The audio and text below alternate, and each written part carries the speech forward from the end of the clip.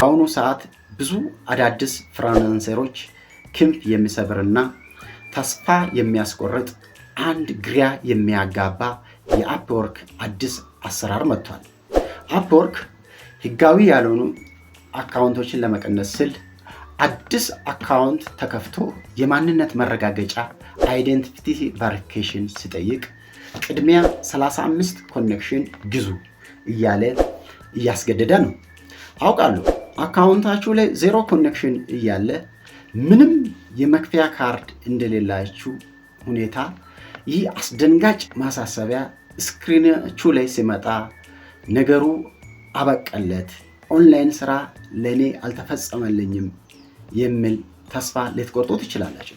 ይህንን እንቅፋት በቀላሉ የምናሸንፍባቸውና አፕወርክ በራሱ ህግ የምናሸንፍባቸው 4 ምስጢራዊ አማራጮች ዛሬ በዚህ ቪዲዮ በተግባር አሳያችኋለሁ። አንድም ሰከንድ ሳታሳልፉ ቪዲዮን እስከ መጨረሻ ከተከታተላችሁኝ ይህ ቪዲዮ ለአዲሱ ፍሪላንሰሮች ህይወታቸው ትልቅ መሻገሪያ ድልድይ ይሆናል። ዝግጁ ከሆናችሁ ከአሁኑ ቪዲዮን ላይክ እና ሳብስክራይብ አድርጉና ቀጥታ ወደ መፍትሄ እንለፍ። የ35 ኮኔክሽን እውነታና 4ቱ አማራጮች። አዲስ አፕወርክ አካውንት ተከፍቶ 0 ኮኔክሽን እያላችሁ የማንነት መረጋገጫ አይደንቲቲ ቬሪፊኬሽን ሲጠይቅ ቅድሚያ 35 ኮኔክሽን ግዙ ይላችኋል። ይህ ችግር ሲያጋጥማችሁ ጊዜያችሁ እንዳታባክኑ የሚከተሉትን 4 አማራጮችን ተጠቀሙ።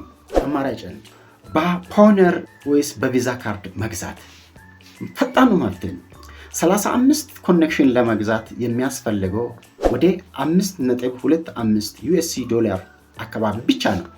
የከፈታችሁት የፓፓል ወይስ ፓዮኒር ዲጂታል ካርድ መረጃ ከሀገር ውስጥ ባንኮች ልክ እንደ አብሲኒያ እና ንግድ ባንክ የምታገኙትን የዓለም አቀፍ ቪዛ ካርድ ከአፕጎርድ ወይስ ከፓዮኒር ክፍያ አማራጭ ጋር ወይስ ቢሊንግ ሜተድ ጋር በማገናኛት በቀላሉ መግዛት ትችላላችሁ። ክፍያውን እንደፈጸማችሁት የማንነት መረጋገጫ ባጅ ታገኛላችሁ። አማራጭ 2 አፕወርክ ሬድነስ ቴስት መኖሩን ማረጋገጥ። ወደ አካውንታችሁ ማሳወቂያ ወይስ ኖቲፊኬሽን ወይም ፋይንድ ወርክ ገጽ ጋር ሂዱና ይህን ፈተና መኖሩን እዩት። ፈተናውን በትክክል ተፈትናችሁ ስታጠናቅቁ 10 ነፃ ኮኔክሽኖችን ወዲያውኑ ይሰጣችኋል። አማራጭ 3 የውጭ ሀገር ወዳጅ ዘመድ እንዲገዙ ማድረግ። ለጊዜው 5.25 ዩኤስዲ ዶላር ክፍያ መፈጸም ካልቻላችሁ እና የፓዮኒር ካርዳችሁ ወይም የፓፓል ካርዳችሁ ገና ዝግጁ ካልሆነ የውጭ ሀገር የሚኖሩት ጓደኞች ወይስ ዘመድ የነሱ ፓፓል ወይም ቪዛ ካርድ መረጃ ከአፕወርክ ጋር ለጊዜ አስገብታችሁ የ35 ኮኔክሽን እንዲገዙላችሁ ማድረግ ትችላላችሁ። አማራጭ 4 የፓዮኒር ወይስ የፓፓል ካርዶች አስቀድሞ ማዘጋጀት። ለጊዜው 5.25 ዩኤስዲ ዶላር ክፍያ ከአሁኑ መፈጸም ካልቻላችሁ እና የፓዮኒር ወይስ ፓፓል አካውንታችሁ ገና ሙሉ በሙሉ ዝግጁ ካልሆነ ምንም አትጨነቁ። መጀመሪያ ማድረግ ያለባችሁ የክፍያ አካውንታችሁ በጥንቃቄ ሴትአፕ አድርጋችሁ ማጠናቀቅ ነው። እንደ ካርዳችሁ ዝግጁ ሆኖ ሲደርስ ወደ አፕወርክ በመመለስ 35 ኮኔክሽን በቀላሉ መግዛትና የማንነት ማረጋገጫዎች አይደንቲቲ ቬሪፊኬሽን የሚሆን 35 ኮኔክሽን ለመግዛት የሚሆን ካርዶችን አከፋፈት በጋራ እንየው። እናም ይህ የቪዛ ካርድ አከፋፈት ሂደት ከመጀመሪያ እስከ መጨረሻው በተግባር እንዲያሳያችሁ የኢትዮ ኮምፒውተር ስኩል መስራችና ባለቤት የሆነው ውድ ወንድማችን ጌታባሎ በታላቅ ክብር እጋብዘዋለሁ። ጌታባሎ ካርዱን እንዴት እንደምታወጡትና በግልጽ ካሳያችሁ በኋላ እኔ ደግሞ ተመልሼ መጥቼ ያወጣችሁትን ካርድ በመጠቀም እንዴት አፕወርክ ላይ ኮኔክሽን መግዛት በተግባር አሳያችኋለሁ። አንድ ቀጥታ ወደ ጌታ ባሉ ኢንተርናሽናል ማስተር ካርድ ወይም ደግሞ ኢንተርናሽናል ቪዛ ካርድ የቱ ነው ካላችሁኝ አሁን የማሳያችሁ ይሄ ነው።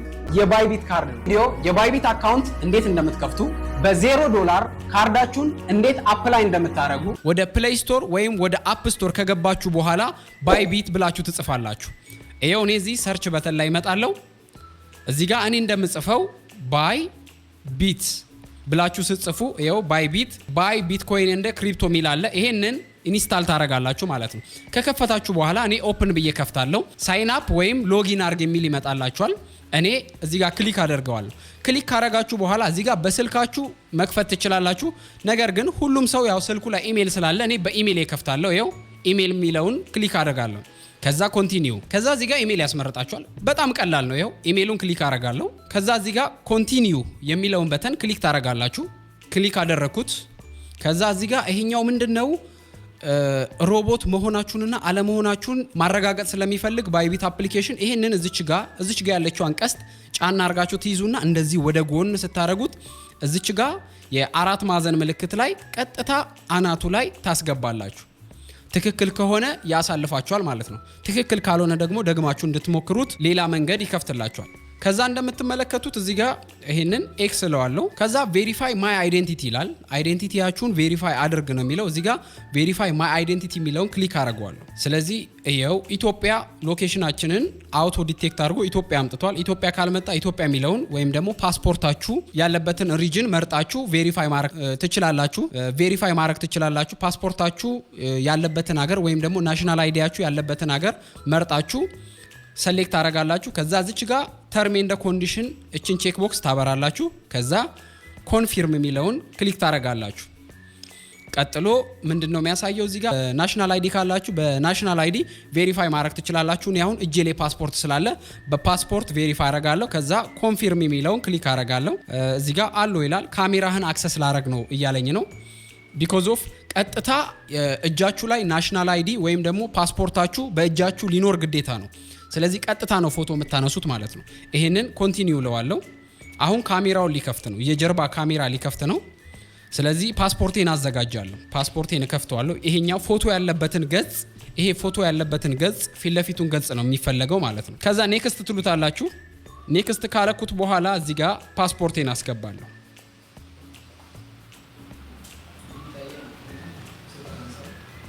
ያ አሁን ሪፍሌክሽን የለም። ይሄው ቀጥታ ነው ያነሳው። በጣም አሪፍ። አሁን ሰልፊ ስለሚፈልግ የፊት ለፊት የሰልፊ ፒክቸር አስገባለሁ ማለት ነው። እዚህ ጋር ስታርት የሚለውን ክሊክ አደርገዋለሁ።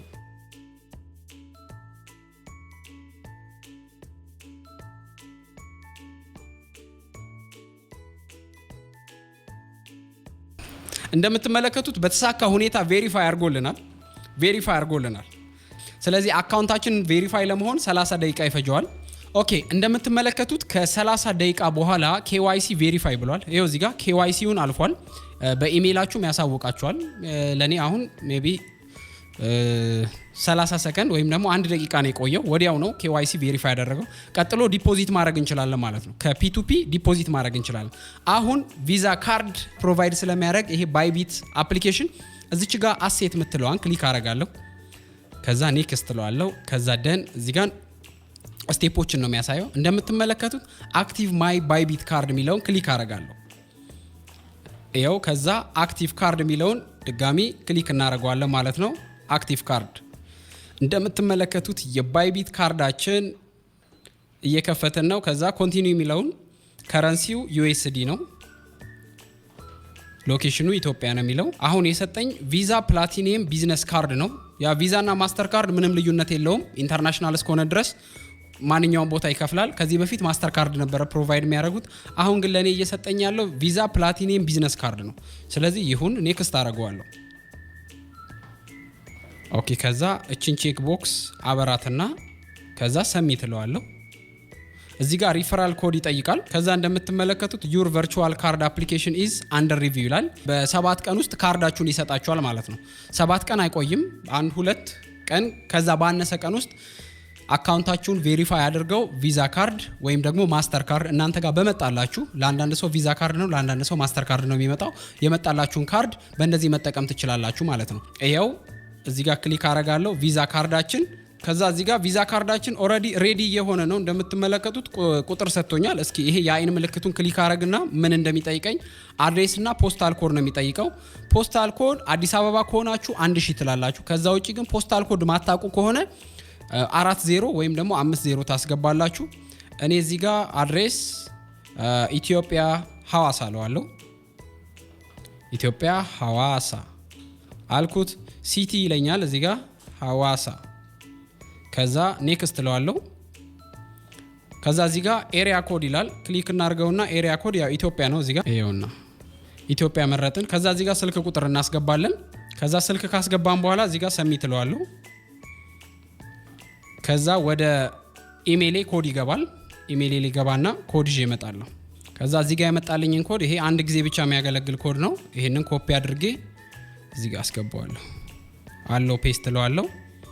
ኮንፊርም አደረገልኝ ማለት ነው። እንደምትመለከቱት ቨርቹዋል ቪዛ ካርዴ አሁን ሬዲ ሆኗል ማለት ነው የሚሆነው። ስለዚህ አሁን ቀጥታ ካርዳችሁን መጠቀም ትችላላችሁ ማለት ነው። እዚህ ጋር የአይን ምልክቱን ክሊክ አድርጋችሁ ለቪዛ ፕሮሰስ ሊሆን ይችላል፣ ኦንላይን እቃ ኦርደር ለማድረግ ሊሆን ይችላል፣ የቴሌግራም ቬሪፋይ ለማድረግ፣ ፌስቡክ ቡስት ለማድረግ እንደዚህ መጠቀም ትችላላችሁ። እንኳን በዳና ተመልሳችሁ የተባሉ ጠቃሚ መረጃ እጅግ አድርጌ አመሰግናለሁ። አሁን ደግሞ አንዴ ካርዳችሁ ዝግጁ ሆኖ ከደረሳችሁ በኋላ ወደ አፕወርክ በመመለስ 35 ኮኔክሽን ጥቅል በቀላሉ እንዴት መግዛት እንደምትችሉት የማንነት ማረጋገጫ በአጭር ጊዜ ውስጥ እንደምታጠናቁት ደረጃ በደረጃ አሳያችኋለሁ። ወደ አፕወርክ አካውንታችሁ ውስጥ በመግባት ሴቲንግ ውስጥ ቢሊንግ ኤንድ ፔመንት የሚለውን ትመርጣላችሁ። በመቀጠል የቪዛ ካርዳችሁን መረጃ፣ የካርድ ቁጥር፣ የአገልግሎት ማብቂያ፣ የዳንነት ኮድ በጥንቃቄ ታስገባላችሁ። ወደ ሜምበርሺፕ በመሄድ 5.25 ዋጋ ያለው የ35 ኮኔክሽን ትገዛላችሁ። ይህን ጥቅል እንደገዛችሁ አፕወርክ የአይደንቲፊኬሽን ቬሪፊኬሽን ማረጋገጫ እንድታደርጉት ጥያቄ ያቀርባችኋል። እዚህ ላይ በመጫን በብሔራዊ መታወቂያ፣ በፓስፖርት ወይስ በመንጃ ፈቃድ በአጭር ቪዥዋል ቬሪፊኬሽንስ በመሙላት በጥቂት ደቂቃ ውስጥ ማጠናቀቅ ትችላላችሁ። በቀጣዩ ቪዲዮዎቼ ደግሞ ለኢትዮጵያ ፍሪላንሰሮች እጅግ ወሳኝ የሆነው ርዕስ ላይ እንገናኛለን። በቪዞች ጥያቄ መሰረት የፓፓል የፓይኖር ጥቅምና ጉዳት የተኛው የተሻለ እንደሆነ አብረን እናያለን። ከዛ በፊት ግን ይህን ቪዲዮ ጠቃሚ ሆኖ ካገኛችሁት ላይክ ማድረጋችሁን እንዳትረሱ። እንደዚህ አይነት ስራ ለሚፈልጉት ጓደኞች ሼር አድርጓችሁ ለወደፊት የሚለቀዋችሁት እንደዚህ ወሳኝ መረጃ እንዲደርሳችሁ ቻናሉን ሳብስክራይብ በማድረግ የደወል ምልክቱን ተጫኑ። በሚቀጥለው ቪዲዮ እስከምንገናኝ በሰላም ቆዩ። ቻው።